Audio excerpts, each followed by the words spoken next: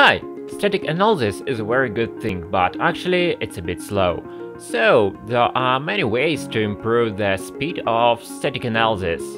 One of them is excluding files from analysis. Unlike incremental analysis, it can help you to exclude files that you don't plan to edit. For example, third parties, auto-generated files, and something like this. If you want to learn something about incremental analysis, you can go to the pop-up message. So, what's the use of file excluding? First of all, the fewer file, the faster the analysis. Thank you, Captain Obvious. And the second, you don't have to check files that you don't plan to edit. That's useless.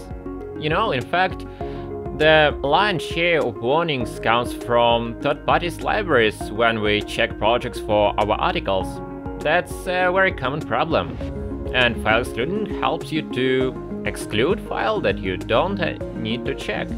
Therefore, the first thing I do before checking a new project is excluding things that don't directly relate to the project. To do this, go to the setting. For Visual Studio, it is Extensions, PBS Studio, Settings. Here we will need the Don't Check Files section.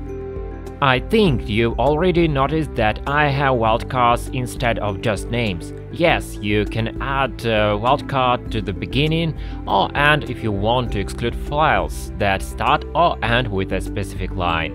The same is true for the section with path, and of course you can always specify the full path to the file or directory.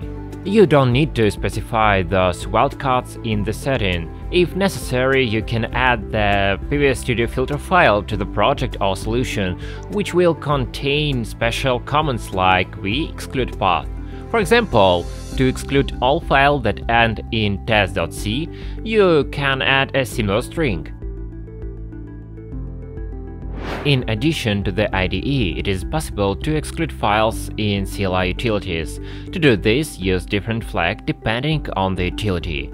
For example, PBS Studio CMD, MS Build Projects Analysis, has the Exclude Project flag, which allows you to exclude individual projects. However, if you want to exclude individual files or directories, you can use the flag C PBS Studio filter files that I mentioned before.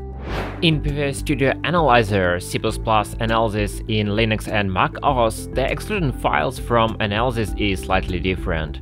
There is a flag exclude path followed by the name of the directory that has to be excluded from the analysis. Of course, you can path filter file using the C flag. C is lowercase only in the case with PBS Studio Analyzer.